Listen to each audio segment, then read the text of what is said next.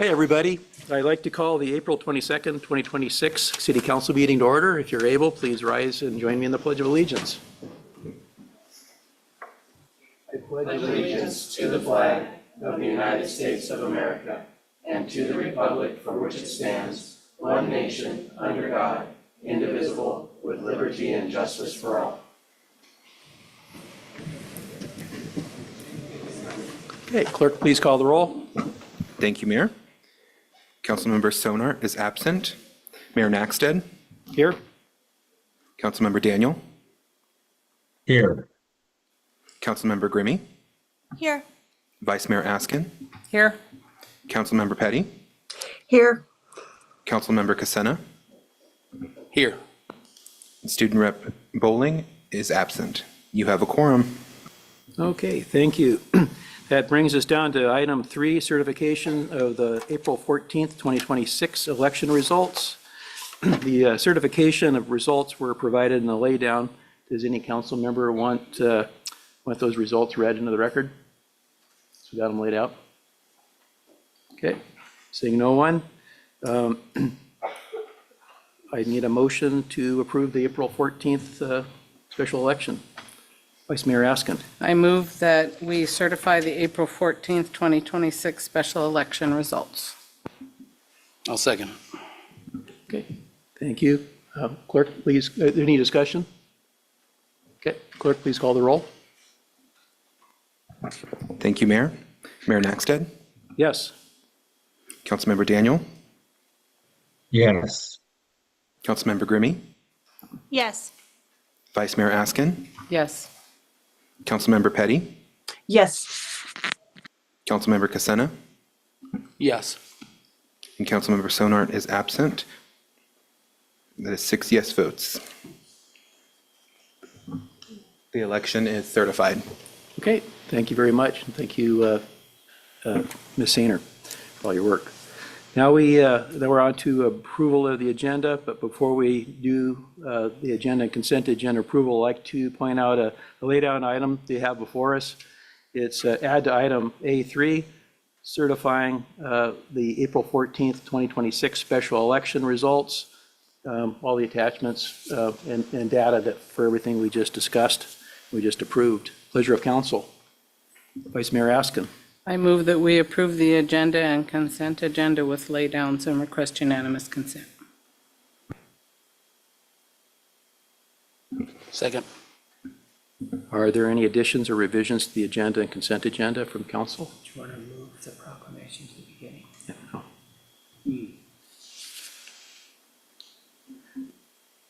no. Okay, would the clerk please call the, please lead the consent agenda into the record for us, please? Thank you, Mayor. The regular meeting of April 1, 2026 minutes brought to you by the City Clerk. The special meeting of April 8th, 2026 minutes brought to you by the City Clerk. Action approval, bills to be ratified, brought to you by the administration. An action and approval, non-objection to the transfer of ownership of a marijuana product manufacturing facility license from Transferor Herban Extracts LLC to Transferee Lady Gray LLC, doing business as Herban Extracts, license number 14432, brought to you by the City Clerk. A special use permit to NIL CHIL Solutions, Inc. for an off-premise sign-on city-owned property described as Tract B, Gusty Subdivision Addition Number 2, located at 11631 Kenai Spur Highway, brought to you by the administration. Ordinance number 3513-2026, amending Kenai Municipal Code, Chapter 7.15, Purchases and Sales, to remove requirements to publish advertisements in newspapers, brought to you by the administration with a public hearing date of May 6, 2026. Ordinance number 3514-2026, increasing estimated revenues and appropriations in the general fund and airport fund and awarding a contract for purchase of firefighting foam, brought to you by the administration with a public hearing of May 6, 2026. Ordinance number 3515-2026, increasing estimated revenues and appropriation in the airport snow removal equipment capital project fund to transfer residual balance from a completed project back to the original funding source, brought to you by the administration with a public hearing date of May 6, 2026. Ordinance number 3516 2026, increasing estimated revenues and appropriations in the general fund fire department for overtime costs in excess of budgeted amounts, brought to you by the administration with a public hearing date of May 6, 2026. And ordinance number 3517-2026, increasing estimated revenues and appropriations in the general fund and authorizing a consulting agreement to evaluate natural gas storage opportunities on Kenai Municipal Airport lands, brought to you by the administration with a public hearing date of May 6, 2026. And that is your consent agenda. Okay, thank you for that. Are there any public comments on any of the consent agenda items just read by the clerk? Seeing no one. Unanimous consent was requested. Are there any objections? Hearing no objections here online, the agenda and consent agenda are approved. Now, what I'd like to do, we do have a room full of young people here. And I have the honor of providing a proclamation recognition of the Kenai Peninsula Hockey Association Ice Hawks, the 12U girls hockey team. So girls, if you want to stand, and coaches, and I'll come forward.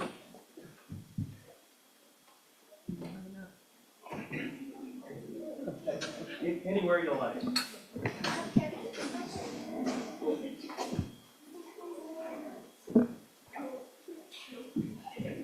Are they always this happy and cheerful?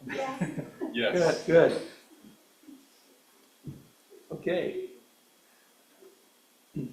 Whereas the Kenai Peninsula Hockey Association Ice Hawks 12U girls hockey team achieved a historic milestone by winning the 2026 Alaska State Hockey Tournament against a competitive co-ed field, and whereas this remarkable accomplishment marks the first time in Alaska history that an all-girls hockey team has captured a co-ed state championship, demonstrating exceptional skill, determination, resilience, and whereas the Ice Hawks secured their championship with a 3-2 victory over a previously undefeated opponent, showcasing perseverance, teamwork, and composure under pressure throughout the demanding tournament schedule. And whereas the team's success reflects the dedication and leadership of their coaches, Chris Chambos, Rainy Casena, Branda Madrid, and Linnea Braniff, whose guidance, mentorship, and commitment fostered both athletic excellence and personal growth. And whereas the following athletes represented the Kenai community with distinction, sportsmanship, and unity, forming lasting bonds and serving as inspiring role models for future generations of girls in athletics. And they are Alexia Lee, Annabeth Dura, Chloe Chambos, Elliot Rainmaker, Ember Casena, Harper Madrid, Hayden Seifert, Irene Iverson, Bella Puentes, Janessa Holloway, Kalia Beto, Luna Felt, Maggie Schaefer, Rhea Martin, Sadie McKenna, and Sophie Glick. And whereas this historic achievement advances opportunities for girls hockey in Alaska, inspires young athletes throughout the state to pursue their goals with confidence and determination. And whereas the accomplishments of the Ice Hawks 12U girls team highlights the strength, pride, and supportive spirit of the Kenai community, including the families, volunteers, and fans who contributed to the team's success. Now, therefore, I, Henry Nackstead, Mayor of the City of Kenai, Alaska, do hereby recognize and commend the Kenai Peninsula Hockey Association Ice Hawks 12U girls team for their historic state championship and their outstanding representation of our community. Thank you, girls.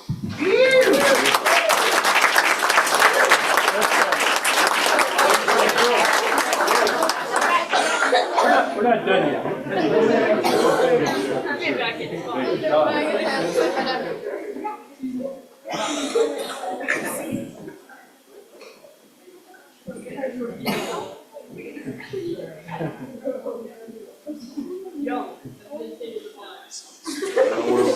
Yeah, I don't know, there's a lot of people.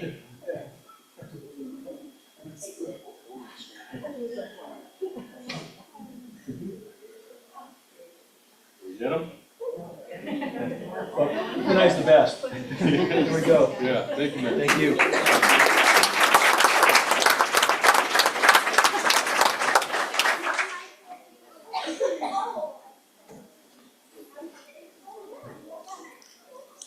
Well, you are welcome to stay for the rest of the meeting if you like, or, and I'd like to recognize Mayor Bolts here. You probably have somebody here that you're here for, so welcome. Okay, so we'll move on down the agenda. We'll wait just a second here.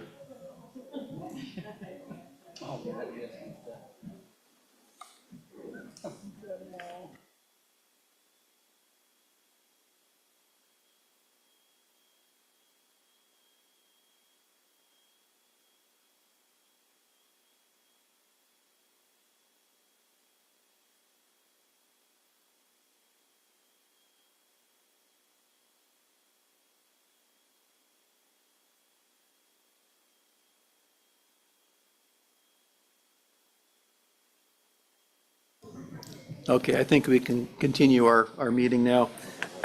We have no scheduled administrative reports, and that brings us to scheduled public comments, which we do have one. And tonight, we have Doug Heyman here from, he's the principal of Connections Homeschool, to request for consideration for the Challenger Center for a homeschool. Mr. Heyman. All right, thank you. And thank you for excusing those guys. I couldn't compete with that. Congratulations. Nobody can. Oh, my gosh. But yeah, obviously throughout the whole state, that was quite an accomplishment. So I'm proud of those guys. Tonight I came just to follow up on the last time I came over and talked a little bit about the Connections program and maybe the thought of using the Challenger Center as a home base for it. Before I get started, though, I wanted to assure you that I'm not representing KPBSD as far as in any official. They won't let me write a single check, any of that kind of stuff. But before you made any of your decisions around this building and the facility, I wanted to at least let you know what we could do with it if it was your choice to do that. So I want to see if I can make that work. Oh, look at that. Now, I made this into a PowerPoint. I was going to have, have the overlay of the whole floor plan, and it's going to have it all zap right into spots and stuff. I don't have that skill set. So it's just kind of a list of things, and I'll let you guys read to it. But generally, we have a program that serves 1,350 kids on the peninsula. A little over half of those, somewhere around 800, are right here, between Kenai and Soldotna. I should have brought my little map with the little pins on it, because you'll see that by far the majority of them are right here within the cities. And so having a centralized facility is important, because some people might think that, well, gosh, they just closed some schools. Why don't you just go into those schools? And we could, but that really wouldn't serve the population, wouldn't serve our people.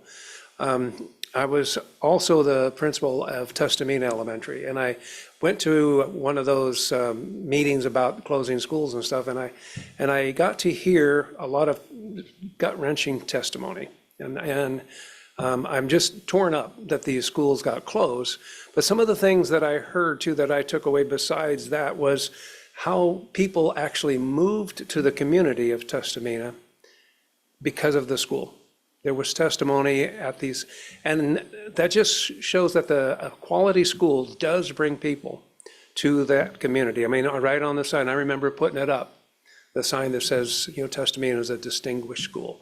And so high quality education matters to communities. And so I wanted to make sure that you guys kind of saw what we can do.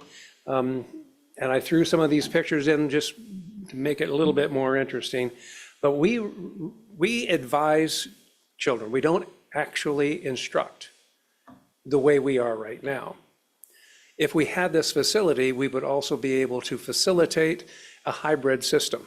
Now, if you've ever listened to or looked into the Mat-Su Central facility and organization up there in Mat-Su and Palmer, that is the model. Now, that's not our goal, though. I don't want you to think that, oh gosh, we want to be just like, no, we want to be better, even better. And we have the capacity.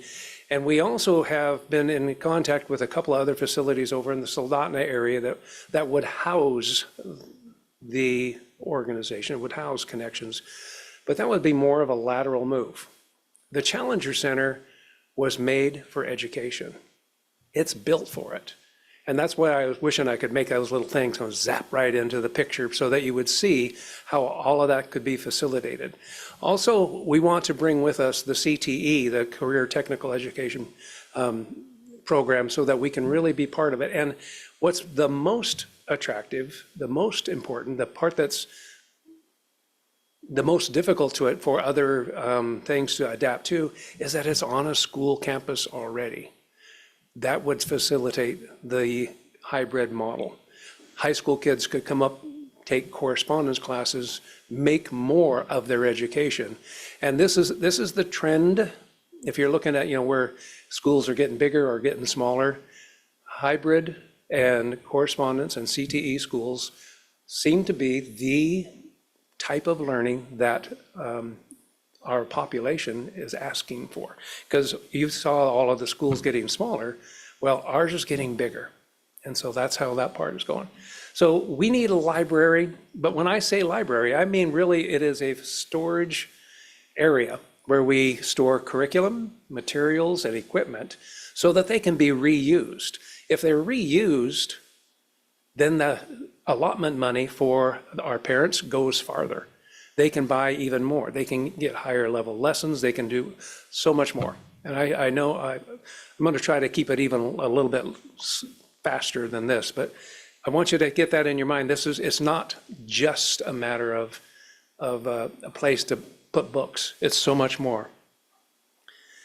And I did do some calculations that it would stretch their dollar about 25% if we had a place to keep those things so that we could lend them back out. Now the multipurpose room, I put a picture of this big area here that's from the Challenger Center, but all of the things that we could do, the cooperatives, that's another general area that we need, because right now, homeschool families who are fairly well off, they can invite people into their home. They have a big family room or a basement, and they can have 15, 20 kids down there and do cooperative learning where they have, one of the parents or an expert comes in and they do expert instruction. Right now, we don't have that. We're the back of the warehouse. I don't know if you guys have ever been there. It's not bad, but to move into just another cubicle would just be a lateral move.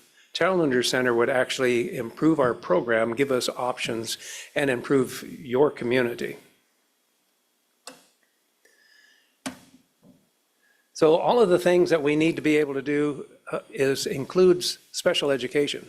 Some programs, especially homeschool programs, don't even have that opportunity for special education as far as facilitating a student's IEP and even in some cases providing service.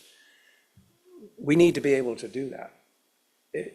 We had, and for testing and so forth, we had to ask 5 different places if we could even do our state testing at their place, because we test somewhere around 100, 150 kids program-wise, and we've got to have a place to do that. The library couldn't do it because of scheduling. The borough courtroom couldn't do it. There was 3 others. We finally ended up going over to the Christian College. Having a space to do those things is one of the things, but also having the space to do bigger things that we don't currently do. Now, I am completely against high school dances. I hate high school dances. But you know what? Our high school kids love them. If we had a way to facilitate that, that would also gain interest. And we do go out into the area high schools, and they can get permission slips and be guests and so forth. But if we had our own place, we had our own space, they could have their own identity, and our program would build up. And right now, no matter what they say on the radio, every homeschool correspondence school is exactly the same. We all have the exact same state regulations that we have to follow. The spending of the money, the keeping of the records, and so forth. But if we were in a facility like this and associated with KPBSD, we could offer so much more that we could actually, we'd blow them out of the water. And I could go into that too, but, okay. The side note that I put on this part is my own thought. And so this isn't a recommendation. I'm nowhere near an attorney, nor am I a financial advisor. But it would be my opinion that it would be in your best interest is if you leased it to the school district instead of sold it to the borough. I really don't know. It's way outside of my wheelhouse to know exactly if that's who benefit. But it gives more flexibility to you if we have this for, whatever term of lease that you said, 10 years or whatever. And as things change, because in the school district right now, there's a holy cow, a lot of changes going on. And so to have that locked in or locked out of that possibility, I think would be, well, it wouldn't be ideal for you. Whereas if you kept it, but we basically paid the bills for it, it would give you a lot more flexibility in the future as they're talking about different schools and so forth over in Soldotna and other things. Businesses coming here, gas lines, pipelines, yada, yada. There seems like there's a lot of uncertainty right now. So in my opinion, a lease would be beneficial. The Challenger Center, when I look at it, it just screams education. There's nothing in there. And one of the things when I was attending last time, and you remember that presentation, one of the things was that there would be a whole lot of changes necessary in order to do that facility and convert it into a firehouse, police house. I think that's a great idea, by the way. I think the city of Kenai does need those things. But we could walk into this building and quite literally set up shop just exactly as we have it right now. And then we would build from there into the hybrid that I was talking about earlier and so much more. And part of the scheme, the concept, is not just connections going over there. I think I mentioned this last time. It's for all homeschool students. I want to build the best program with the best facility that it would just be completely illogical to go anywhere else. And there are a lot. We only represent about half of the homeschool students within the Kenai Peninsula Borough. Roughly 3,000 altogether. We have 1,300 to 1,400. IDEA, the other statewide, has roughly the same, maybe a little bit more, and then there's a few smaller ones as well. So it's built for longevity, it's built for education, and I just wanted you to be able to think about that. If you had specific questions, that'd be great. I mean, there's people who are way smarter than me that run the numbers and all of that stuff, but I wanted you to at least have an idea that we could work that and work it well for the community of Kenai. Thank you, guys. Thank you for your presentation. Council, do you have any questions, Mr. Heyman? Councilmember Graham? Hi. Hi. You mentioned that all homeschool programs are held to the same standard statewide. As I understand it, and as you mentioned, about half of the homeschool students in our area are enrolled in homeschool programs outside of the Connections program. Correct. Would this building becoming home to Connections potentially give Connections an advantage or the ability to offer something different than the other programs that local students are currently enrolled in? Because those programs don't have a home base. Okay. Excuse me. Microphone, please, sir. Thank you. The hybrid model that we could do that, nobody else can do that because you need a facility. I'll give you a short explanation of just one of the hundreds of things when I mean hybrid model. For example, if there were a group of kindergarten students or parents who had kindergartners who didn't want to send their kid to the brick and mortar, for whatever reason it is, they just didn't feel comfortable or their child was ready. But in our hybrid model, we could have 2 hours twice a week where they come in, they get their basic instruction, by the experts, whether it's reading or if it's even just the socialization, if we're talking about it in kindergarten. We'd be able to do that if we had a place to do that. And our staff, all of our staff are certified KPBSD students. Now, the reason that the kids go to other programs right now, it's a variety of reasons, and we would address each one of those. I mean, one of them, they go to other programs because they're mad at KPBSD. And so part of the whole thing would be even a rebranding to encourage that if this is for everyone, every homeschool family, regardless of where you currently are enrolled. Councilmember Casana. Thank you. Doug, thanks again for coming. Just had one question. I know this year you've expanded to a number of different outside called classroom events where you've gotten field survival things done and had to use other spaces like the Boys and Girls Club. Do you foresee this facility as a facility that would meet your needs for a long period of time as you grow? Yes, that facility, because as part of that campus, right now, there isn't anything that we do that wouldn't actually facilitate.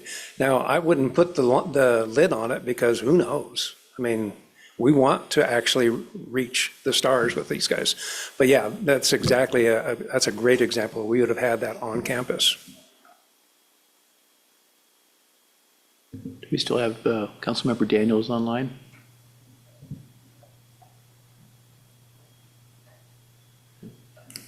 Any further questions? Vice Mayor Askin? Yes, you mentioned the CTE program. You would be working with the Kenai Central High School with their vocational department, is that correct? That part's still under development, but we actually, within KPBSD, we have an entire department that is career and technical. Some of the facilities, some of the classes would be at the KCHS classroom or in their shop. But the organization and the certifications for the different classes, those are a step above what they currently offer at KCHS. Thank you. Any further questions? I was curious, based on your little side note there, if you talked to the school district, if they would be interested in a lease with the city. Yeah, and interested, yes, but again, I don't run the bottom line. I'm not the bean counter. But yeah, and I do know, I have had conversations. I'm not doing any of this behind anybody's back. I have had conversations with Clayton as far as if in the current even climate, nobody, well, no, I shouldn't say nobody. That may not be exclusive. The idea of leasing would be much more palatable than a purchase when we have just closed 4 schools. So this, it gives us a great deal of flexibility as well as the city of Kenai. Any further questions? Seeing none, thank you very much for coming tonight. All right, thank you.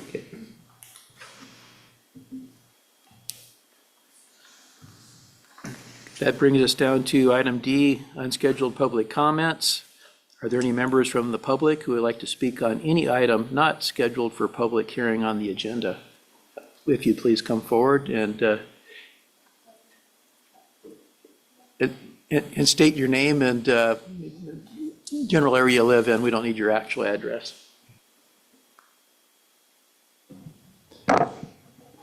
My name's William Hubler. I actually live out in Nikiski, but I work 14 hours in Kenai High School every day. So I'm usually here. Most of my life, I lived here the whole life since I was 8 years old at Kenai. My kids all went through here and everything. I'm here because of the pool, the Kenai High School swimming pool. I've had lots of conversations over the meetings with different people, and we've been working, the Peninsula Piranha Swim Team has been working, trying to help run the pool.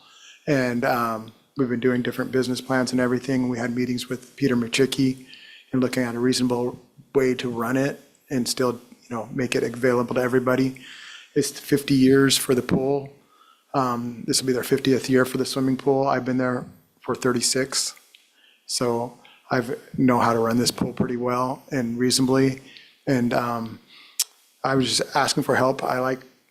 Maybe the city can work with connections and we can work with getting the pool open. We've had some other ideas with Peter Machicki and stuff like that. And I know Terry's been there with us too to help out. So I'm just up here as a face. And if you have any questions for me, that's what I'm here for. And you can always reach out to me if you think of questions later on. We're kind of waiting for the school district to get back to us and see what they have in plan with our offers. Thank you, Mr. Hubler. Any questions for Mr. Hubler? Councilmember Casana. Thank you. Thanks, Will. Thank you for being here. Do you have I don't know how to, I'm just thinking of this question as I talk, so bear with me, but I'm just curious if you could give a general idea of your user group and how often that pool is used by the community here. Okay, by the community, the swim team is right now 78 strong and gets up to 110. We have 185 people when I averaged going through the pool a day, off and on. That's our average. We have user group for lap swim. We have open swim. We have a master swim team, which is a bunch of the groups. We have the high school swim team, which is a high school though, but that's part of the user group. But I do lots of swim lessons there. Get a lot of groups. I have 2-year-olds all the way up to 98-year-olds at the pool. And it's one of those things that you can do at any age. And we have the helicopter trainer with the cold water egress training. And we also offer, I know a lot of the people come and do lifeguarding class and WSI class with us too. So we have a pretty good heavy user group that goes through there. Thank you. Any further comments or questions from council? Councilmember Grimmy. Hi. I appreciate your willingness to seek out a creative solution. I mean, obviously, this isn't what anybody wants, but I appreciate that you're here advocating for students, for athletes, for safety. We live in Alaska, and I think last I checked, we lead the nation in water-related deaths. I mean, I know my kids took swim lessons at your pool from you many, many years ago, and I know I'm not alone. I know lots of parents have been in that position too. So I don't know what the solution is, but I appreciate your willingness to come and advocate for something that's important to you. Any further comments, questions? Mr. Hubler, we will be taking this up later tonight in executive session. And I think it's our interest to try to see if we can get something to work out. But that remains to be seen. There's a lot of different players involved, you know. Go ahead. If you guys have any questions, I can give you my cell number. You can call me, whatever you want. And that way I can help out if you have any questions later on. I know how that goes. Later on, you're like, oh, I have a question. We appreciate it, and I would imagine the city manager has your phone number on speed dial. Thank you. Thank you. Are there any other members of the public that would like to speak? Just come forward, ma'am, and state your name and the general area you live.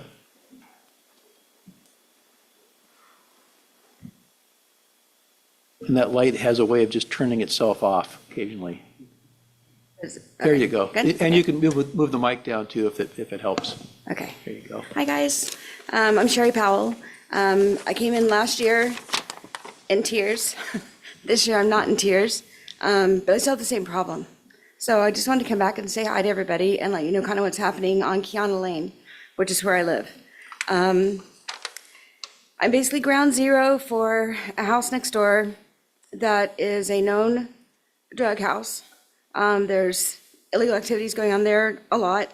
After last year, I think the gentleman there was arrested. Things were pretty quiet for a few months.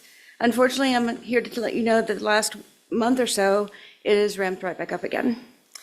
So I first of all would really like to thank KPD. They answer all of my calls, and they're never rude. They're never short.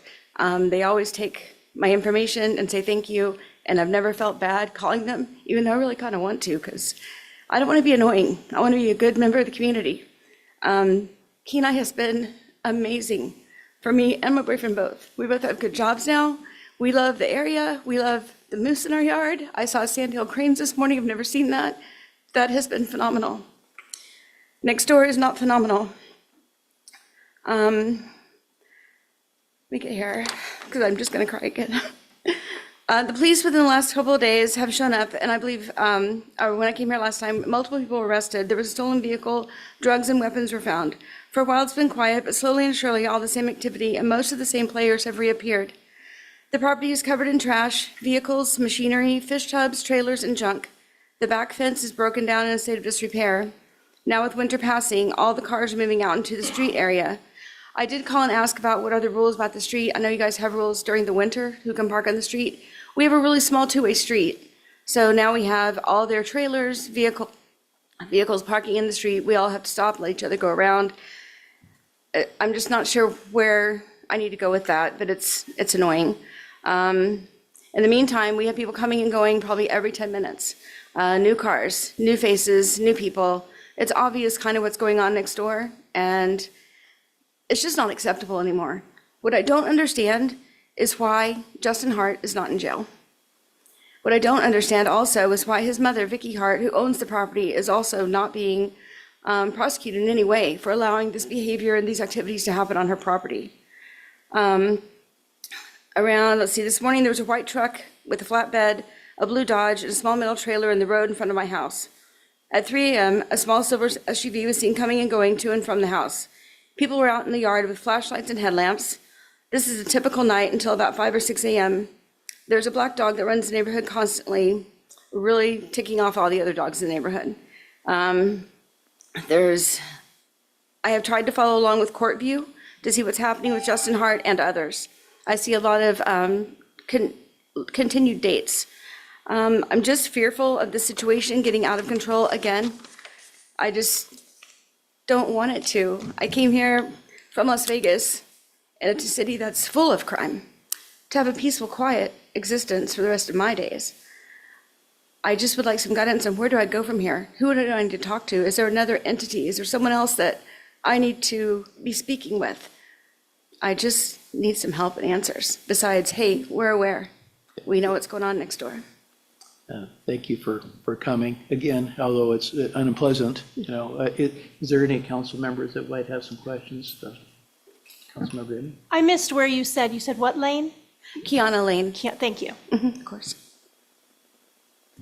Well, I do remember when you were here last, and I think you might have spoke to our planner. Mr. Buettner is here Yes. tonight.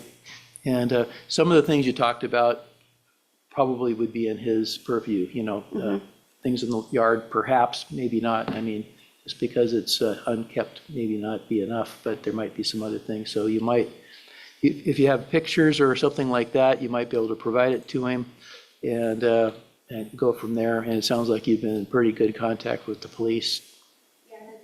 Would you turn on the mic, please? It has, yeah. I did just find an app. I think it's AK something, tips or something like that. And I can actually log on anytime and provide a tip and also upload photos and video. So I just found that last night. We're going to be utilizing that quite a bit. Hopefully that will go somewhere. That should help, I think. I hope so. Okay. Thank you very All much. right, thank you so much, guys. I appreciate it. Thank you. Is there anybody else from the public that would like to speak on any item not scheduled for public comment? Well, we have two. Ladies, if you want to tell us your name and generally where you live. Hi, my name's Annabelle Price. This is my friend Genevieve, and I'm here today because I love swimming and I really don't want our pools to close. For me, the pool isn't just a place to have fun. It's where I go to practice and where I go to work hard, and where I feel proud of myself. I'm on a swim team and I have goals. I really care about if the pool's closed.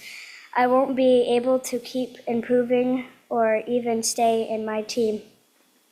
In Alaska, swimming is also really important for safety. We are surrounded by lakes, rivers, and water. Knowing how to swim isn't just a sport, it can be there to save lives. Pools are one of the only safe places for kids like me to learn those skills to swim. The pools also give kids something positive to do. It keeps us active, healthy, and focused on. Instead of sitting at home, we're moving and learning and being part of something. You should come to our pool. It is an awesome place. It is more than just a pool.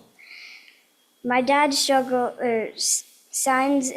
us up for swimming because it is a necessary life skill. He knew my mom stresses out lakes. Sorry. I've made great friends at the pool. Some families have very hard times in their life, and we are there to support each other. My brother has autism, and he swims at our pool. He won his first and only ribbon at our pool. He loves to swim and loves to get his rewards. Our coach is very special to us. He is here now fighting for us even now so we can swim. Our pool brings people together. For some kids, the pool is the only place they can go to swim. Not everyone has the access to a private lesson or other places to learn to swim. Closing it would take away opportunities for a lot of families.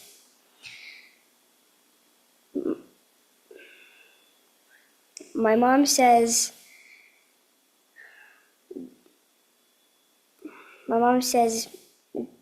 be good and stay strong, but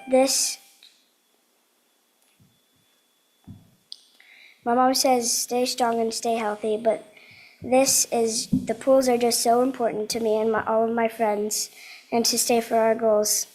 Please don't close our pools. Please give kids like me a chance to keep swimming, keep learning, and keep growing. Thank you for listening. That was a very good presentation. Thank you. Thank you.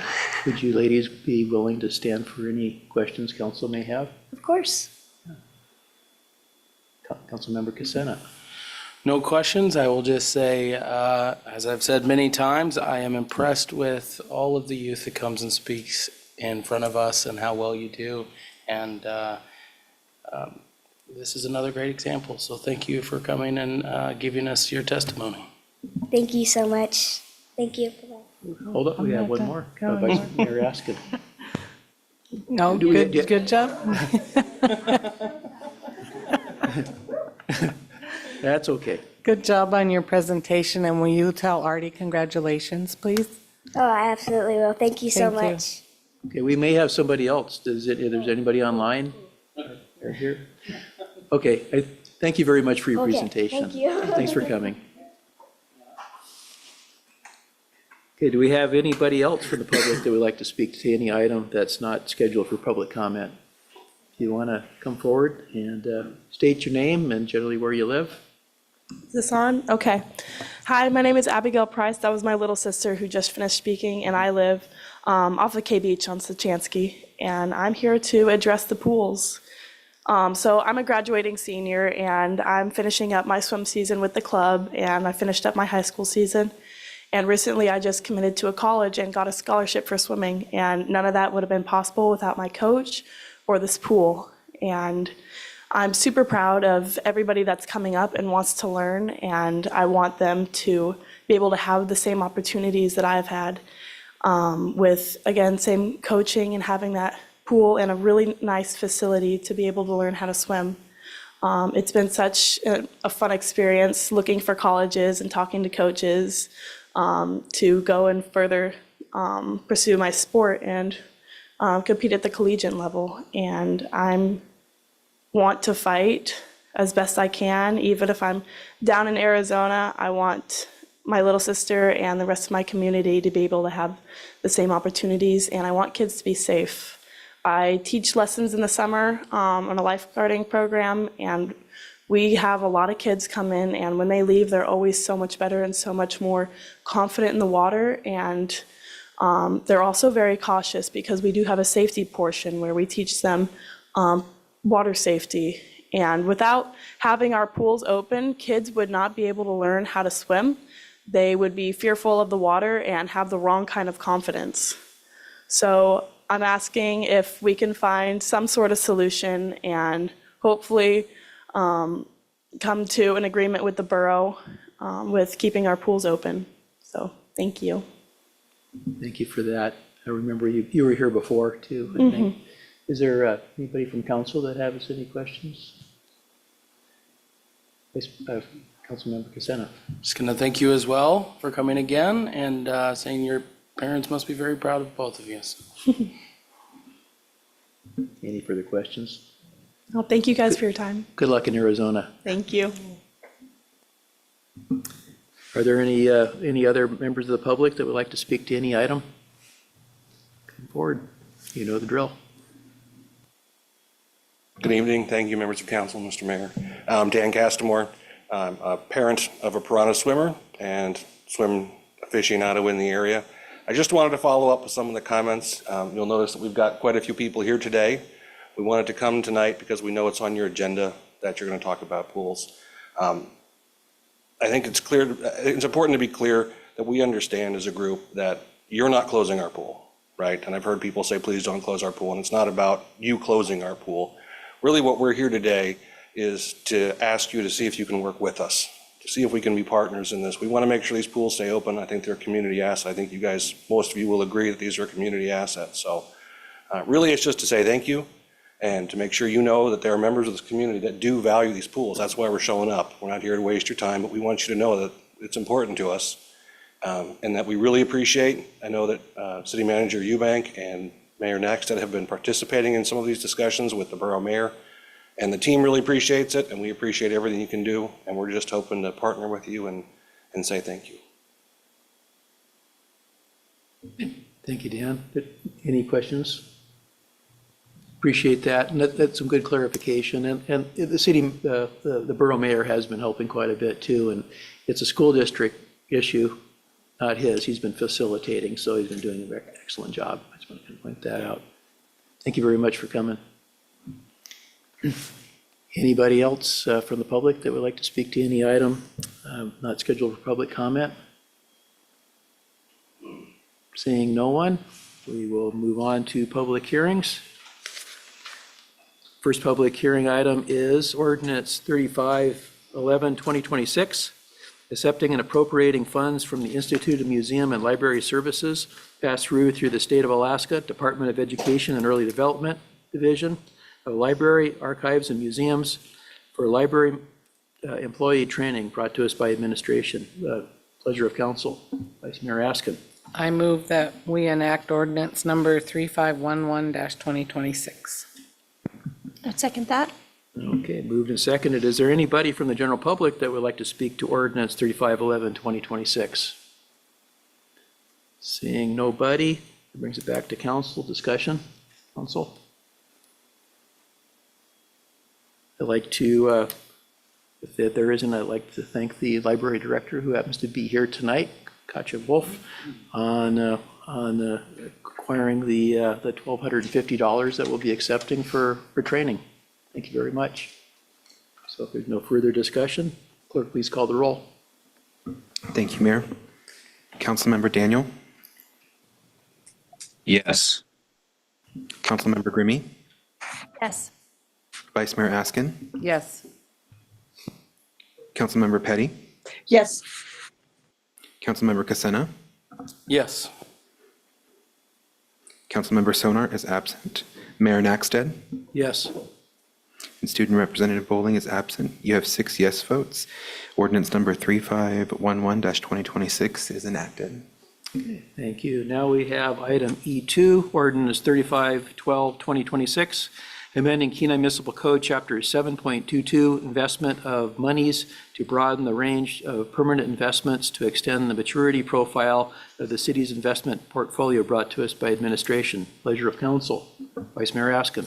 I move we enact ordinance number 3512-2026. I'll second that. Moved and seconded. Is there anybody from the general public that would like to speak to ordinance 3512-2026?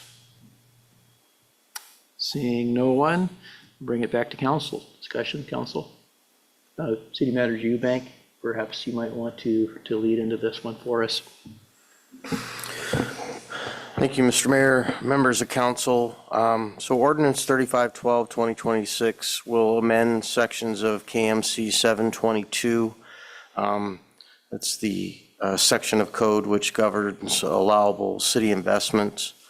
It will increase the investment options for the city to include investment grade, both municipal and corporate bonds, adding those into the portfolio.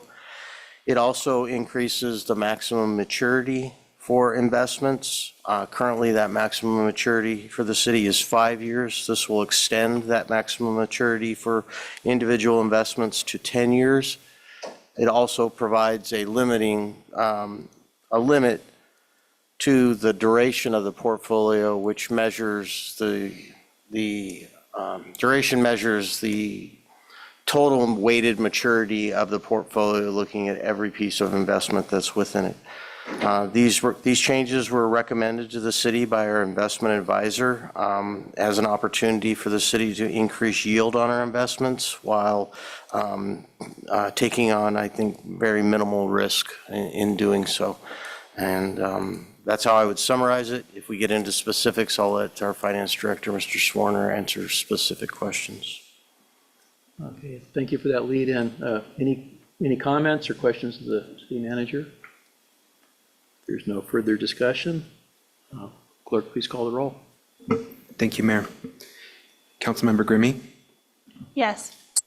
Vice Mayor Askin? Yes. Councilmember Petty? Yes. Councilmember Casena? Yes. Councilmember Sonar is absent. Mayor Naxted? Yes. Councilmember Daniel? Yes. Student Rep Bowling is absent. You have 6 yes votes. Ordinance number 3512-2026 is enacted. Okay, thank you. Now we are on item E3, Resolution 2026-18, accepting a site-specific emergency operations plan and continuity of operations plan for the Kenai Senior Center and incorporating these plans into the City of Kenai Emergency Operations Plan brought to us by administration. Pleasure of council. Vice Mayor Askin. I move that we adopt Resolution 2026-18 and request unanimous consent. Second that. Okay, thank you. Is there anybody from the general public that would like to speak to Resolution 2026-18? Seeing no one, bring it back to council for discussion. Vice Mayor Askin. Sorry. Is there any other discussion item? Yes, consent was requested. Are there any objections? Seeing none, Resolution 2026-18 is adopted. Next, we have item E4, Resolution 2026-19, authorizing a contract award for external financial audit services brought to us by administration. And before I get a motion to enact or adopt, I'd like to point out that I do have a conflict on this one, as I was part of the review committee that helped select, that reviewed the different proposals, and I basically have had my bite at the apple. So with that, what I'd like to do is I'll just pass the gavel over to our vice mayor. And I too also like to report that I have a conflict as well, as I was also a participant on the auditor evaluation committee. Thank you, Councilmember Daniel and Mayor Nagstead. A conflict does exist for both Mayor Nagstead and Councilmember Daniel. Is there anyone from the public who'd like to speak to this resolution? Oh, sorry, I need a motion.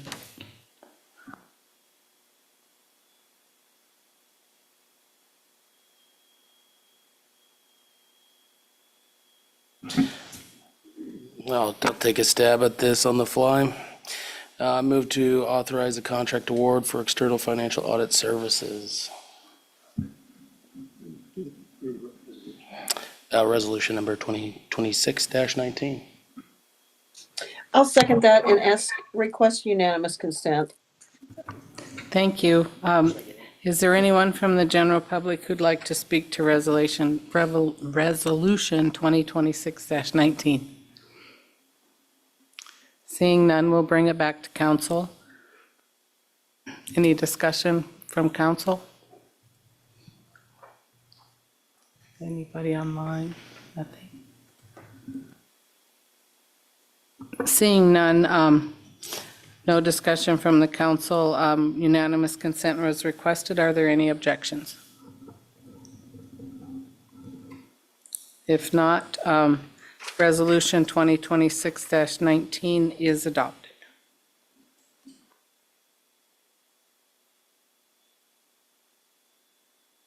That brings us to item E5, Resolution 2026-20, authorizing a contract award for the 2026 Kenai City Dock lease, brought to us by administration. Pleasure of council. Vice Mayor Askin.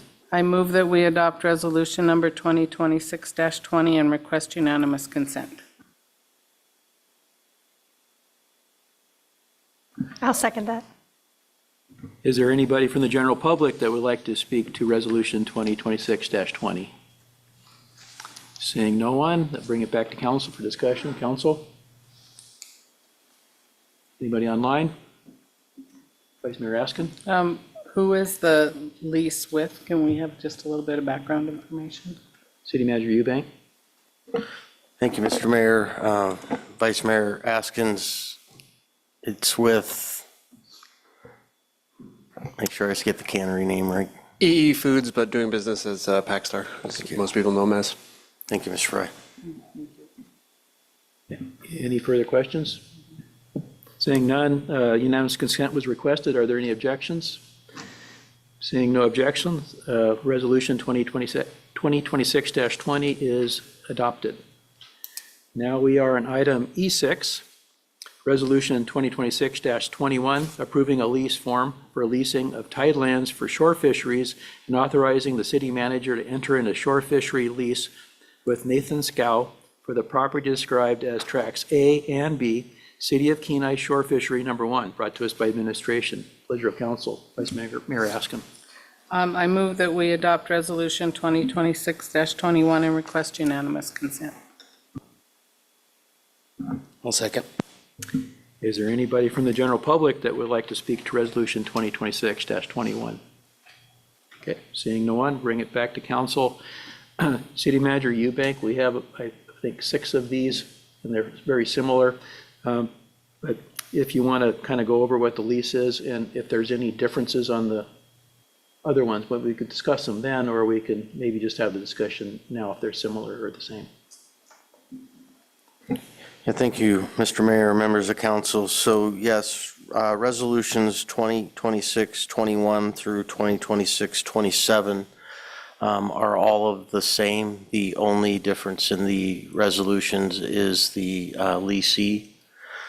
These are for 10-year shore fishery leases for commercial fishing activities, basically east side set net sites. The current leases are expiring. The current leases provide the existing leasee with first right of refusal on a new lease.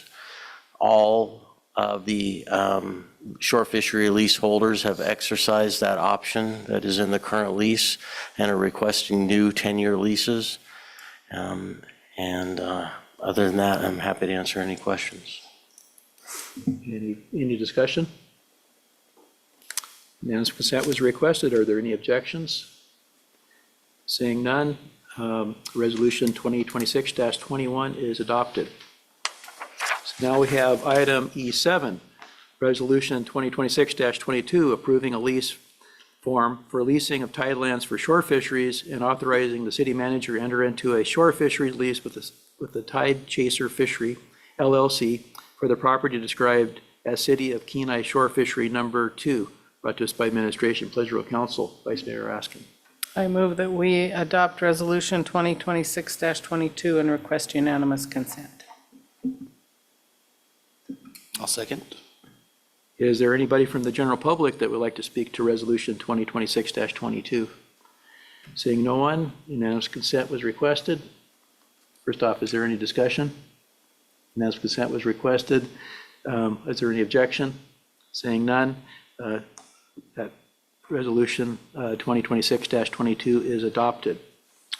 So that brings us down to item E8, Resolution 2026-23, approving a lease form for leasing of tidal lands for shore fisheries and authorizing the city manager to enter into a shore fishery lease with Brian Scow for the property described as Tract 1, Shore Fishery Plat Number 71, brought to us by administration. Pleasure of council, Vice Mayor Raskin. I move that we adopt Resolution 2026-23 and request unanimous consent. I second that. Is there anybody from the general public that would like to speak to Resolution 2026-23? Seeing no one, bring it back to council. Council discussion? None. Unanimous consent was requested. Are there any objections? Seeing no objections, that Resolution 2026-23 is adopted. Now we're on item E9. Resolution 2026-24, approving a lease form for leasing of tidal lands for shore fisheries and authorizing the city manager to enter into a shore fishery lease with Nancy Hillman Scow for the property described as Tract 2, Shore Fisheries Plat Number 71, brought to us by administration. Pleasure of council, Vice Mayor Askin. I move that we adopt Resolution 2026-24 and request unanimous consent. I'll second. Is there anybody from the general public that would like to speak to Resolution 2026-24? Seeing no one, we'll bring it back to council. Discussion? Unanimous consent was requested. Are there any objections? Seeing none, Resolution 2026-24 is adopted. Next, we have item E10, Resolution 2026-25, approving a lease form for leasing tidal lands for shore fisheries and authorizing the city manager to enter into a shore fishery lease with Kenai Salmon Company, Inc. for the property described as Tracts 3, 4, 5, and 6, Shore Fisheries Plat Number 71, brought to us by administration. Pleasure of council, Vice Mayor Askin. I move that we adopt Resolution 2026-25 and request unanimous consent. I'll second that. Okay, is there anybody from the general public that would like to speak to Resolution 2026-25? Seeing no one, bring it back to council. Council discussion? Unanimous consent was requested. Are there any objections? Seeing none, Resolution 2026-25 is adopted. That brings us to item E11. Resolution 2026-26, approving a lease form for leasing of tidal lands for shore fisheries and authorizing the city manager to enter into a shore fishery lease with Aurora Holdings and Investments LLC for the property described as Tract 7, Shore Fisheries Plat Number 71, brought to us by administration. Pleasure of council, Vice Mayor Askin. I move we adopt Resolution 2026-26 and request unanimous consent. I'll second. Is there anybody from the general public that would like to speak to Resolution 2026-26? Seeing no one, we'll bring it back to council. Discussion? Seeing none, unanimous consent was requested. Are there any objections? Seeing none, Resolution 2026-26 is adopted. Now, we're on Resolution 2026-27, approving a lease form for leasing of tidal lands for shore fisheries and authorizing the city manager to enter into a shore fishery lease with Laura Maccabee for the property described as a 3.29 acre portion of tidal land survey number 272 within Section 35, Township 5 North, Range 12 West, brought to us by administration. Pleasure of council, Vice Mayor Askin. I move that we adopt Resolution 2026-27 and request unanimous consent. I second that. Is there anybody from the general public that would like to speak to Resolution 2026-27? Seeing none. That brings back to council. Council discussion? We won't have to do these for 10 more years, so we're getting through here. Unanimous consent was requested. Are there any objections? Seeing none, Resolution 2026-27 is adopted. Next, we have item E13, Resolution 2026-28, approving an 8-auto agreement and supporting operational plan with the Kenai Peninsula Borough for exchange of personal and equipment response to structural fires, brought to us by administration. Pleasure of council, Vice Mayor Raskin. I move we adopt Resolution 2026-28 and request unanimous consent. I'll second. Is there anybody from the general public that would like to speak to Resolution 2026-28? Seeing no one, we'll bring it back to council for discussion. City Manager Eubank, this is a pretty important item here, so if you want to discuss it, I'd appreciate it. Thank you, Mr. Mayor, members of council. So Resolution 2026-28 will authorize execution of a new auto aid agreement with our neighboring fire departments. What an auto aid agreement provides for is an automatic response from all of the assigning departments, including the Kenai Fire Department, in how we will react when certain events happen, both inside city boundaries and outside city boundaries, in the boundaries of both Central Emergency Services and Nikiski Fire. The predominant, and I'm going to let Chief Teague get into specifics if you have questions. The one primary difference in this new auto aid agreement is that the current agreement requires the responding departments to provide a crew of 2, and the new agreement will require, when personnel are available, for that to increase to 3. I'd let Chief Teague, if he wants to take a minute, try to explain why the city's comfortable with that change now, and if there were any others that I'm missing in the new agreement. Yeah, this has been a topic that's been discussed for a few years between the borough and the city of Kenai. One reason we have not supported it in the past was with our current call volume and staffing model. With the adoption of the new staffing model this last year, we have a little bit more flexibility on our side to provide that extra staff member for an auto aid fire response. But it also benefits us that when we have a structure fire, we're getting that extra firefighter coming from either CES or Nikiski on an auto aid call out.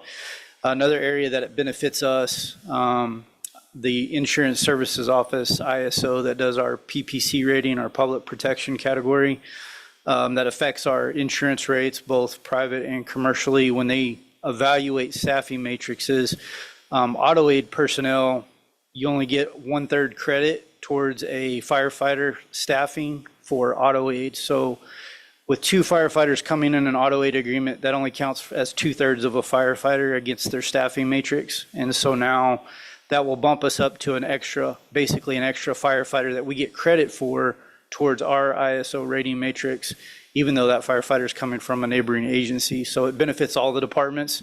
As the city of Kenai, currently, we maintain an ISO rating of 4, and we are working very progressively to at least get to a 3, if not a 2. This is one of the next steps in our progression to improve that rating for our citizens here in Kenai. So there's a tremendous amount of benefit to the city of Kenai to enter into this agreement with the borough. Thank you for that report, both of you. Any council discussion, questions? Councilmember Cassana. Just want to thank you for your efforts, Chief. Appreciate the hard work to get that ISO number where it's at and trying to lower it every chance you get, so. Absolutely. Councilmember Grammy. I would echo your comments, but I would also say I know that, we have a number of different communities on the peninsula with kind of no man's land in between. I can't imagine how horrible it would be to lose your home or property to a fire. I can't imagine how much worse it might be to lose your home or property to a fire, or to suffer more damage than you would have because maybe you're a few yards or feet or whatever outside of or inside of an area. So I think that this agreement really, definitely works in the best interest of City of Kenai residents as well as other residents on the peninsula. And I think it's a great example of how all of our communities and service areas continue to work together for the greater good of everybody that lives on the peninsula. Vice Mayor Askin. Yeah, I echo both of my council members' comments. In addition, when the fire happened over at Cannery Lodge, this very agreement, I think, was enacted, wasn't it? Yes, it was. Yeah, so it just proves how helpful it is. Thank you. Any further discussion? I do think this makes all of us much stronger in our fire response, and I support it wholly. Is there any further discussion? Unanimous consent was requested. Are there any objections? Seeing none, Resolution 2026-28 is adopted. So that brings us down to item H9, action approval, the Parks and Recreation Commission 2026 work plan brought to us by Parks and Recreation. Pleasure of council. I move that we approve Parks and Recs Commission 2026 work plan and request unanimous consent. Second that. Is there any member of the public that would like to speak to the Parks and Recs Commission's 2026 work plan? Seeing no one. Bring back to council discussion. Unanimous consent was requested. Are there any objections? Seeing none, the 2026 work plan is approved.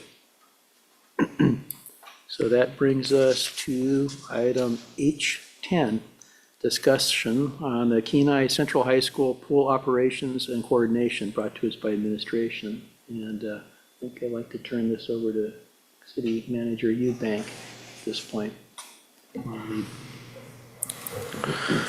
Thank you, Mr. Mayor, members of council. I did provide a memo here in the packet. Also in that memo, I provided a presentation that was presented from the school district's administration to the school board in January of this year. You know, this process kicked off for the city when the KPBSD school board adopted its FY26 budget. At that time, they indicated they were unlikely to fund the operations of pools beyond fiscal year 2026. They were funding them into FY 2026 to give the opportunity for alternate operation plans to be developed for continued operations of the pool, and that's what we've been working on. I will start by saying it's been a bit of a frustrating process to try. You know, I guess I should say after that point, the direction that I received from the city council was to participate in those discussions and see if the city of Kenai could be part of a solution to continue the operations of the pools. And that's what I've been trying to do. Staff were reaching out last fall, late last summer, last fall, looking for information. Really the first information that we did receive was in November. We did get some information from the school district. And then after that, we asked, and that presentation was to mostly city managers of all of the communities here in the borough. What came out of that meeting was more questions than we got answers. We asked for a lot more information from the district. And, you know, that information, again, I think was culminated in the presentation from the district administration to the school board in January. Since that time, again, I've been party to a number of conversations, multiple hosted by Borough Mayor Michicki, which I really appreciate his participation. It's included other city managers and mayors from other communities in the borough. Also, I've had a couple of meetings with the Piranha Swim team representatives. And I think where I'm at right now is I think the swim club is working to finalize a proposal to that they will be making to the school district. And I believe that proposal will likely have some amount of request or, you know, be looking for participation from the city. And what I'm requesting at this point, because I don't think, just looking at the timing, if we're trying to keep an operation effective July 1 open, this really doesn't line up very well with our budget process and these things, and or with their timeline to have to present an offer or negotiate with the school district. I would request an executive session to talk with the council about, negotiating strategy and authority for the city manager to, try to move or try to continue to help move a solution forward and a partnership forward to fund the pools. And I'm happy to answer any questions. Any questions of the city manager for discussion? Councilmember Grammy? This may be outside your scope, but in reviewing the information that was presented, the financial overview and options that was included in the packet, it indicates the cost for each of the pools in our district borough area. Kenai's is substantially more expensive than the others. I see salary and benefits. I could understand that given testimony previously that he'd been at the pool for 36 years, but maintenance is substantially more. I mean, 4 times as much as some of the pools, twice as much as some of the others. Do you know why those huge differences? Or if there's something that could be done to mitigate some of those costs? City Manager Eubank. Yeah, thank you, Councilmember Grimmy, through the mayor. I have an understanding, so I'm going to relay how I understand this. And what I will also stress to you is if you actually get the presentation from the school board or school district to the school board in January, it is a little different than this presentation.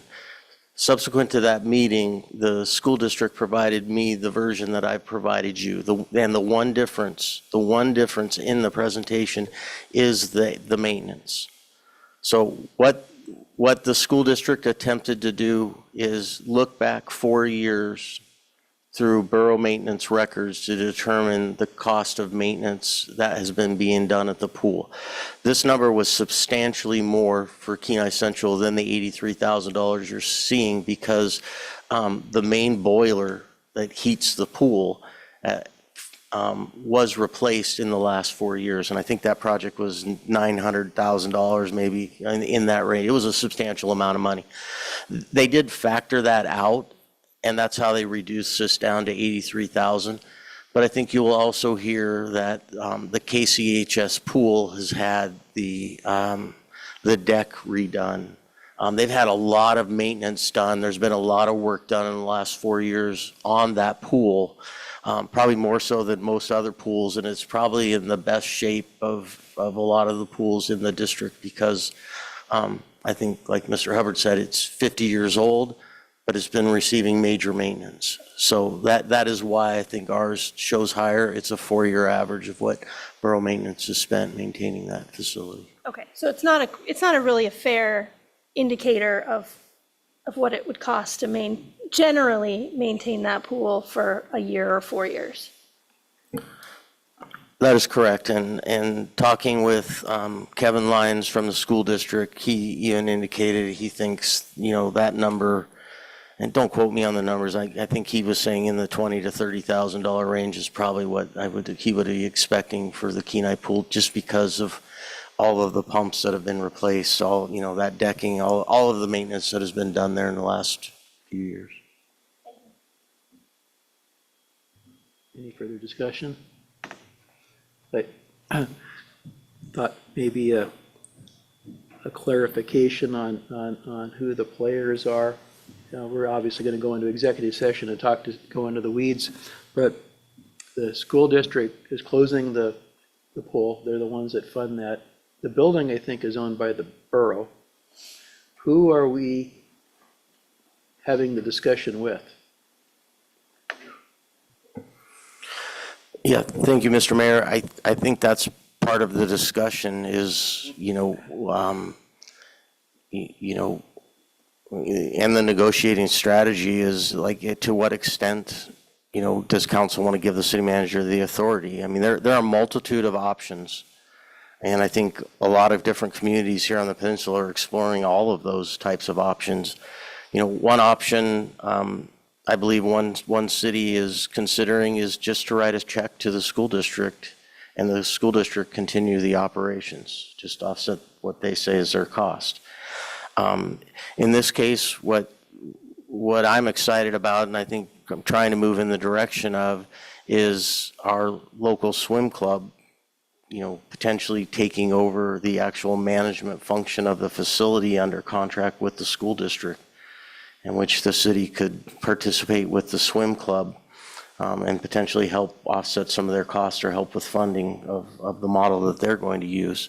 But that's all I think what we should discuss. And again, I'm looking for the boundaries the council wants to, or any authority level the council wants to give to me to work in negotiating those aspects. Thank you. And to follow up, based on the numbers that were provided in your memo, one could discern that if we were one of those cities that were just going to write a check, that it would be in the range of $250,000. Is that correct? Yeah, thank you, Mr. Mayor, members of council. If we gave the school district exactly what they were asking, and I think there are, I think if we gave them exactly what they were asking, that number, according to this presentation, would be over $300,000. And so. Okay, well, the savings is $250,000, but they went over 300, so I'm not, maybe that's discussion for later, but I'm just pointing out there's a kind of a difference in the numbers here that I've been kind of struggling over. Yeah, thank you, Mr. Mayor. You and I struggle over the same thing then, because, and I've had conversations with representatives of the school district where I ask those specific questions, and I don't agree with their stance that if you tell me that you're only going to save $5 from shutting something down and you ask me to pay 10, that doesn't compute. You're asking me, or in this case, you're asking, somebody to pay you more than you can save by simply doing nothing. And so I think all of those concerns you're raising are the same concerns that I think everybody in this room is seeing and have been struggling with. So it is a very interesting process. There are multiple players involved because, as you indicated, the school district, runs these facilities. Technically, you're absolutely correct. The Kenai Peninsula Borough owns the facilities. You now have potentially a third-party nonprofit, the Swim Club, that wants to get into managing a facility that is ran by a school district and owned by a borough. And so it gets complex very quickly. I like to employ the KISS methodology in a lot of my decisions, keep it simple, stupid, and I like to try to keep things as simple as I can and as clean as I can. And those are the directions I've been trying to work in. Thank you for that information.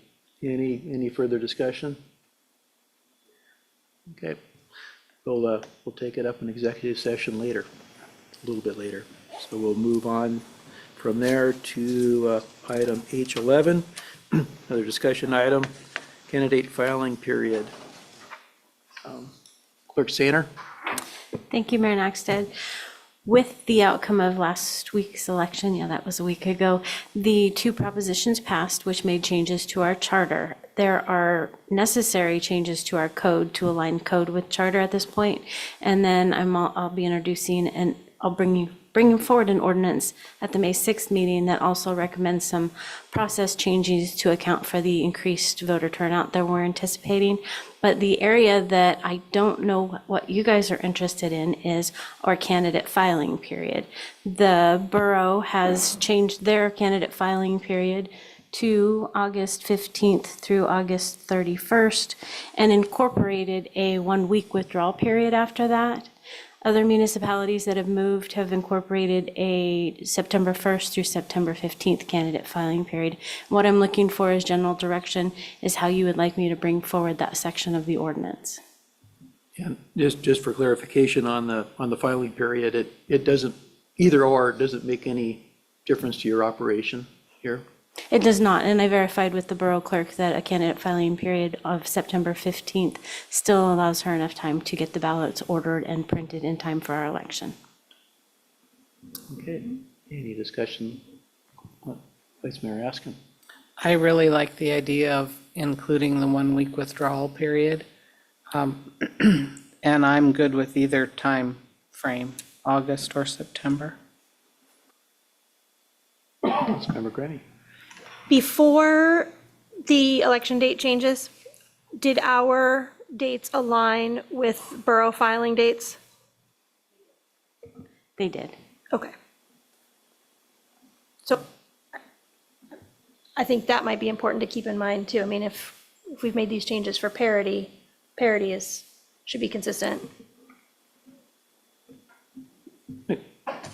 I like consistency too, but I'm just, again, I think I asked the question, but maybe I didn't ask it, but does it make any difference as far as with the borough clerk, which we do, because they're still going to publish that booklet or put it online, you know? Correct. And yeah, so either choice of the council, it will be able to meet all of the borough deadlines. And I can draft it how you want, and you guys are free to amend and edit it when it's up for public hearing. Any of the council members online have an opinion? Yes, I would agree with everybody, and I'd keep consistency with the borough and with the 1-week filing period. That's what I would do.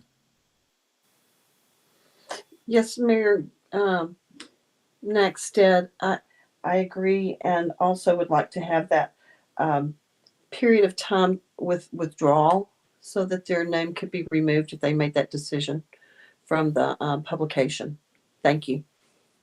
Thank you. Seems like we have mostly consensus anyway on the 1-week period, and as far as the 15th through the 31st of August, is there any objections to that? Seeing none, I get a lot of nods here, so it'll be August and then 1-week withdrawal period. Can I ask one more question? Absolutely. Could you clarify, do you have a preference? I do not have a preference. Okay. Thank you for asking that question.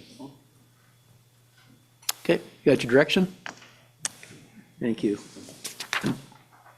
So that brings us to commission reports.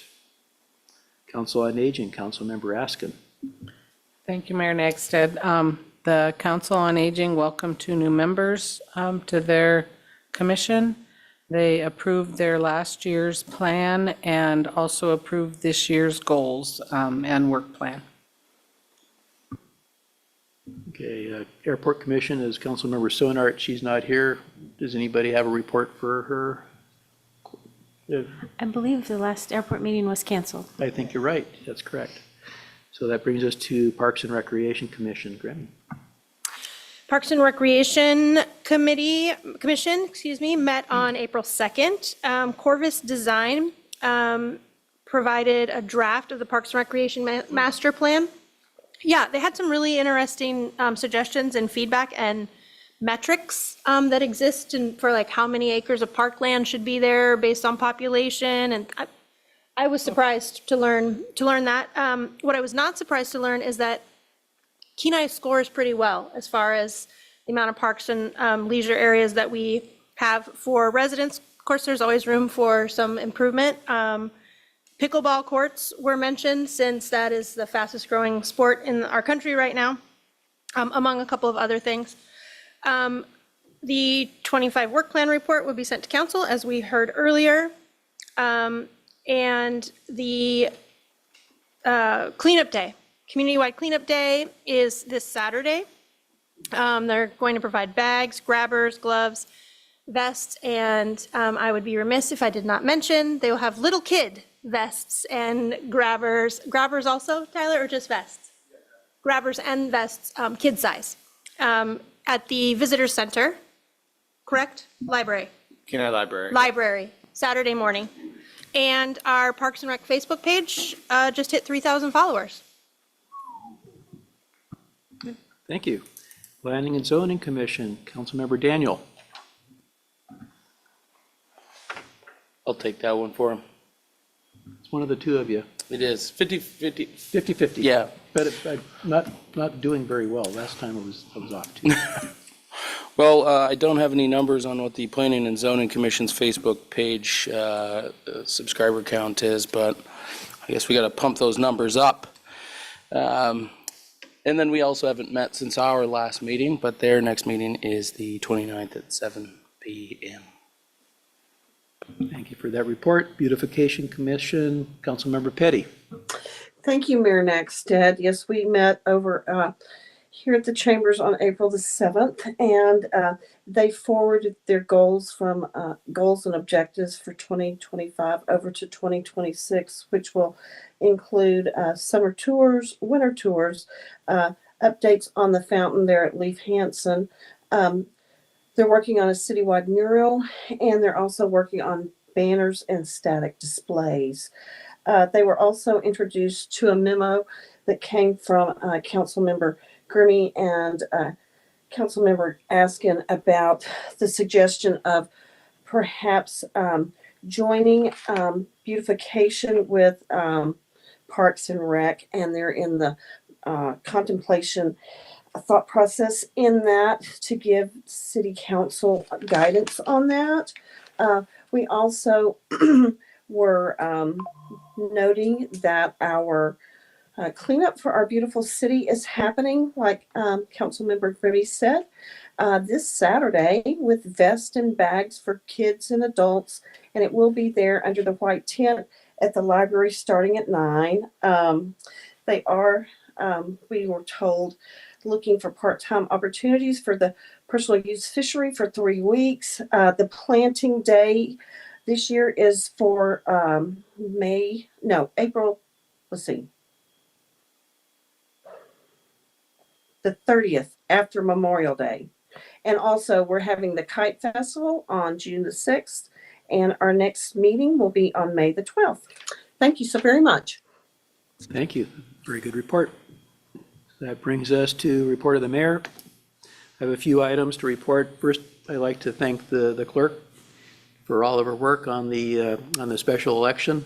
I could say it's over. The election is over, but now there's a lot of code changes to be made. But on April 8th, the clerk and I did go to the radio station to discuss on the radio with the public, that there was a special election and try to promote people to come out and vote. She could not promote which way to go. I could as a member of the public, but anyway, I hopefully that got a few extra votes for us here, voters. On April 10th, I gave opening statements at the CERCAC annual meeting. John Williams is our liaison. He comes here and gives us a briefing and all that. And I thought I had a great idea of what CERCAC does. I had no idea of really the depth of CERCAC. They have PhDs and doctors and whatnot. It's an impressive organization. I was reading all their bios before I went there, so I could be prepared. But it's something to be proud of within our community. On April 12th, I attended the Kenai Historical Society meeting, and that meeting was had a trivia contest, basically for historic trivia from around here. And Mayor Whitney was there, and there was a Soldotna contingent on one side of the room, and then I was there for the Kenai contingent. And we had these random questions being asked, and the groups we alternated.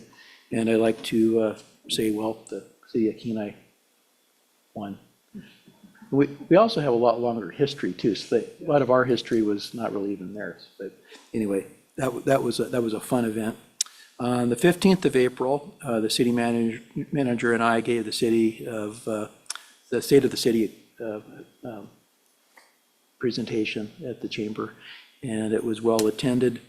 And I want to thank for all the help I got for having all the data that I had to present, which I think was picked up by the press, a lot of the data of the different departments and what they do, and something that we're all very proud of, and the department heads were all there as well, and And thank you, Vice Mayor Askin, you were there also for that too. So anyway, enjoyed doing that and bragging on the city. And just the last thing I want to mention that I was involved with was I went to the chamber again on the 16th of April for the Kenai Chronicles. And Clark Fair was there to discuss some Kenai history items here when there was an agricultural department that was being set up and where that was and how long it lasted, which wasn't very long. But anyway, it was quite interesting. But some of that kind of formulated parts of our city, and there's still some buildings that are here from it. And but some of the development, it's kind of near the church down there too. So that was quite interesting. So if you get a chance to do the Kenai Chronicles, when they do those, it's about once a month, I suggest you give it a try. And that concludes my report. So that brings us to administrative reports. City Manager Eubank. Thank you, Mr. Mayor, members and council. I do have a few things to report on here tonight. I'll start with staff recruitment, staffing and recruitment. First, I did report the state of the city, but I do want to report the city has received notice of retirement from our police chief, Mr. Dave Ross. Dave has served the city and the citizens of Kenai for more than 25 years, and we want to make sure we thank him for his many contributions to the community, and he will be missed, Chief. Absolutely. I'm also pleased to welcome a new part-time administrative assistant at the police department. I'm going to go with Wendy, and if Chief could help me with her last name. Wendy Greenhall. Wendy Greenhall will be starting here with the city. In the Public Works Department, Mr. Robert Flake has been promoted to lead equipment operator after Kurt Brower, our current lead, announced his retirement after more than 10 years of service with the city. Recruitment is currently underway for a police chief, police officer, equipment operator, public safety dispatcher, 2 part-time recreation center workers, and we also have a number of seasonal positions open. So if you're a graduating senior or you're at least 17 years old, you might want to talk to our Parks and Rec director if you're looking for a job. And I wanted to let council know that I have extended another job offer to an airport manager candidate as we were unable to finalize or reach an agreement with the prior applicant. Next, I'm happy, actually pretty honored to report our Senior Center Director, Ms. Romaine, has been appointed to the Alaska Commission on Aging. We really look forward to what Kathy can contribute to that group, and I think they should be looking forward to having her on their commission. So congratulations, Kathy. We were able to, I did execute the memorandum of agreement for Wildwood Drive reconstruction by the state. So that project continues to move forward. Early this month, I did attend the Northwest Managers Conference in Sitka. A conference brought together local government professionals from Alaska, Washington, and Oregon, included sessions on strategic planning, tribal partnerships, and housing that will be valuable to our work here at the city. The mayor already reported on the 15th, he and I were able to present the, I think, eighth annual State of the City report to the chamber and the citizens. I enjoy doing that every year. I'd be remiss if I didn't give a little bit of recognition, actually a lot of recognition, to Christine Cunningham, who works in my office. She puts a lot of that together for the mayor and I, and we really appreciate her efforts. On pools, I already reported. I did attend a meeting hosted by Borough Mayor Machicki with representatives from the swim club there last week, and we're working towards a community solution for that. Today, I testified before Senate Resources Committee on SB 280.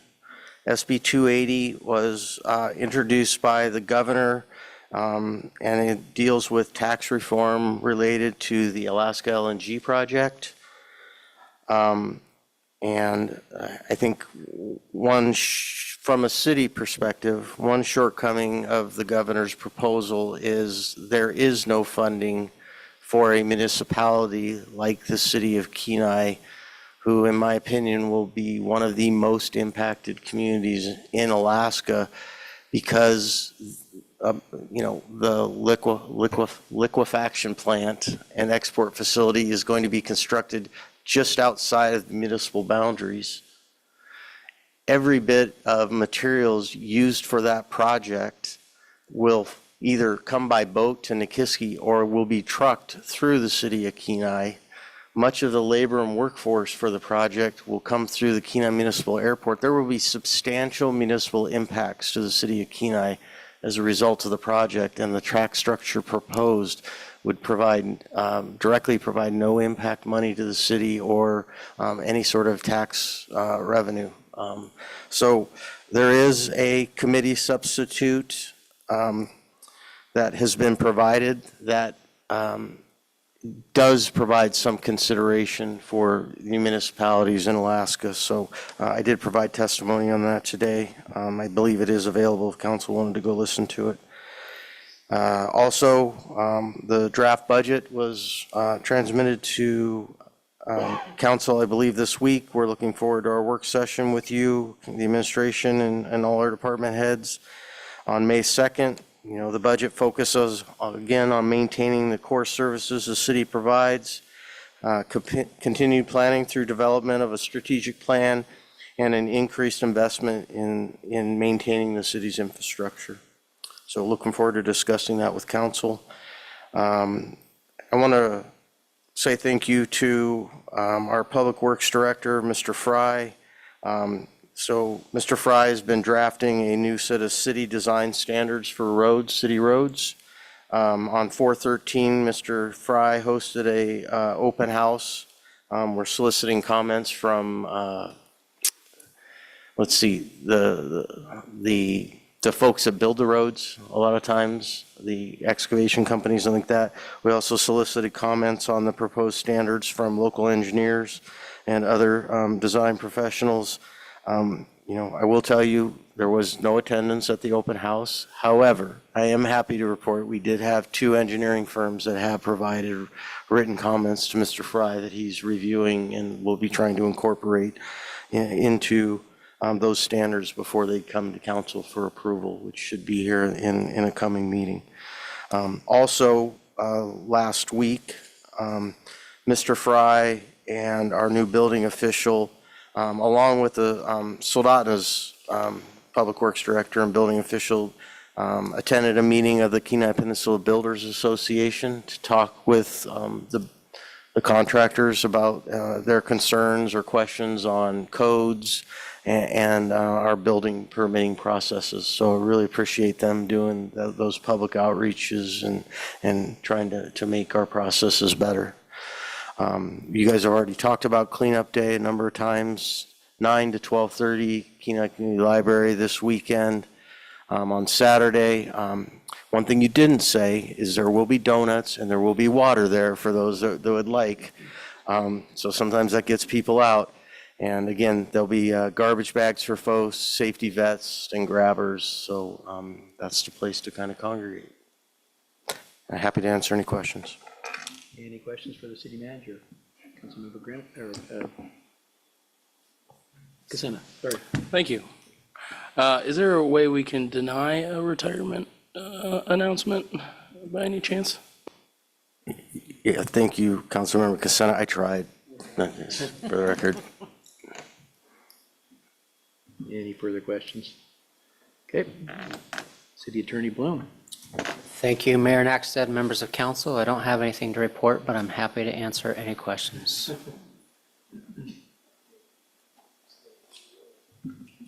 Doesn't look like we have any questions for you tonight. Perfect.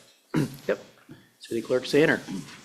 Thank you, Mayor Nackstead. I'd just like to note that with the wrapping of the election, there's only a few small invoices still out on it, but we came in roughly $7,000 under budget on the election. Good job. Any questions for the clerk?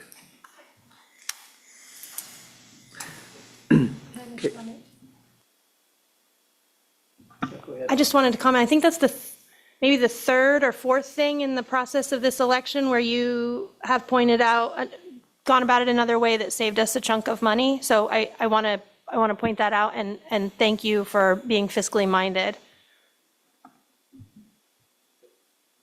I too want to thank you for your hard work in making this all come together. I am disheartened that we had such a low turnout, but you did a fantastic job. Thank you. Councilmember Casena? You were looking at me. Okay. Now you got to talk. Maybe we can have donuts and water for that as well next time. There you go. Any further questions of the clerk? So that brings us down to additional public comments. Are there any members of the public who would like to address the council at this time on anything? Seeing no one, that brings us to council comments. Councilmember Daniel. Oh, I wasn't ready for that. Thank you. Mr. Bowling is not here, nor Sonart, so you were third in line. I'm not. Now you're first. Oh, good. I'll keep it short. First of all, I want to say thank you again to the city clerk for conducting that election. Went smooth, went and voted and nothing happened. It was great. I really appreciate that, and all that work goes into that. Also, I'm looking forward to continuing the conversations around the pool. I know it's really important to the community, and I'm really encouraged by the amount of people that have come out and shown their support, written testimony, and that it really shows the value asset. So thank you for that. And just looking forward to continuing that along with the Challenger Center. I know it's also another a hot topic, and those conversations as well. We got a lot of fun things happening in the city, and looking forward to being back in Alaska this weekend. That's all I got. Okay, thank you. Councilmember Grimmy. I agree with Vice Mayor Askin. I was very disappointed at the low turnout of voters, but I am grateful for everybody that did make the effort to come out and vote and be part of the process. If there's any election where your vote and your voice really matters, it's local. So please consider that the next time we have an election. Something that Mr. Eubanks, did not mention about Cleanup Day is that if you are unable to participate on April 25th, that bags and equipment can be made available to you. Pick up at the Visitor Center or Parks and Rec. Tyler, I can't remember. We can coordinate with you at the park, at the rec center. To pick up. Yep. Okay, rec center, thank you. So if you're unable to clean up, or if your yard's still covered in snow, or your streets are still covered in snow, as is the case in many areas now, you can do it a little bit later.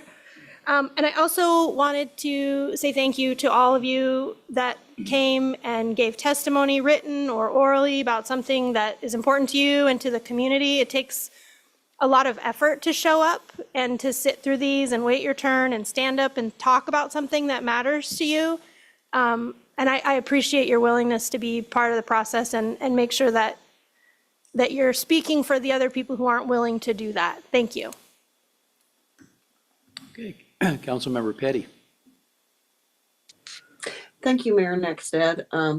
I'd just like to thank everyone for their efforts in making this go smoothly, and also thank the clerk and her assistant, Mr. Logan, for helping expedite that election. I too was disappointed in the folks that did not have the privilege to participate, but I do want to thank everyone that did. And so thank you for everyone's work tonight. Vice Mayor Askin. Thank you, Mayor Nexted. I too attended the Kenai Historical Society. It was pretty educational. Found out how Wildwood got named, and it wasn't for any place around here. That was interesting. I also attended the State of the City Chamber. Very informative, well presented, and there was a pretty good turnout. I voted. Again, like I said, I was disheartened with the number of voters. So many of our local elections are determined by less than, 10% of our voters. And that's kind of, it's discouraging because we're trying to represent everybody and we have 10% that show up and make their opinion known. I too want to thank all of you who came and spoke tonight about various different things, including the pool. And as Councilmember Greemy said, I echo her sentiments that it helps us to understand what we need in our community. And thank you for taking the time. Councilmember Casana. Thank you. Where to start? Congrats to the KPHA girls. I think, full disclosure, that is my daughter and my wife's team, so I am particularly proud of their efforts this year. And it's been fun to spend all winter with those 16 little psychopaths. So, but congratulations to them all. They're all getting put into the Alaska Sports Hall of Fame this year as well. So it's a pretty cool deal. Appreciate Doug's time coming here to speak about the Challenger Center and what it would offer for him. I think I'll echo the same comments as everyone else. I appreciate everyone who was here for the pool, everyone who emailed about the pool. Unlike the hockey players that got to leave early, you stuck out the whole meeting. And I know what that takes, especially with kids being here or being a kid and sticking out this meeting. So I really appreciate you guys being here. And just thank you, Will. I also took swimming lessons from you at that pool.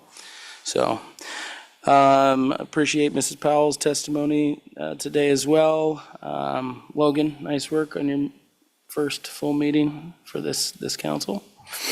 Chief Ross, congrats, and we'll miss you around here. If you want to get one more ticket in on me before you retire, just let me know. And Lee, despite the lack of attendance at your open house, thank you for all the work that you do in getting some of these things put in front of the community. So appreciate it. Okay, thank you. And I would like to point out that I did show up for the open house, so somebody did come. I was here. So, yeah, but, so there weren't any donuts, you're right. Yeah. So now it brings us to executive session. We're going to have two.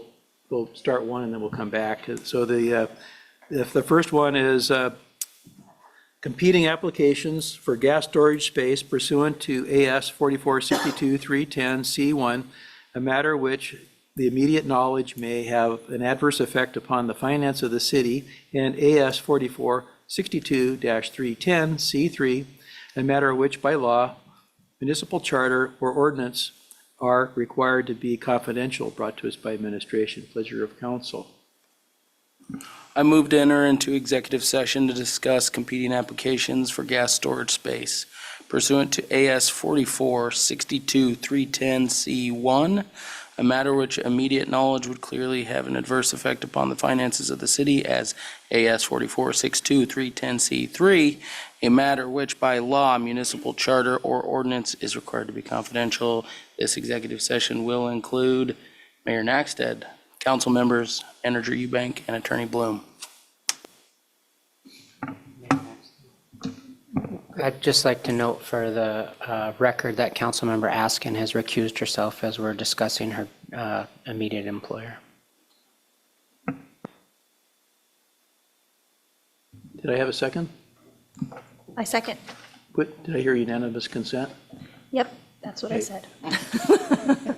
We are going into executive session, and but just before, since we've got two online, are they set up for where we're gonna? Yes, they have everything to join a separate meeting for executive session. So we're gonna go back to the back room to that. Yeah, we'll take a break and we'll start when we're ready.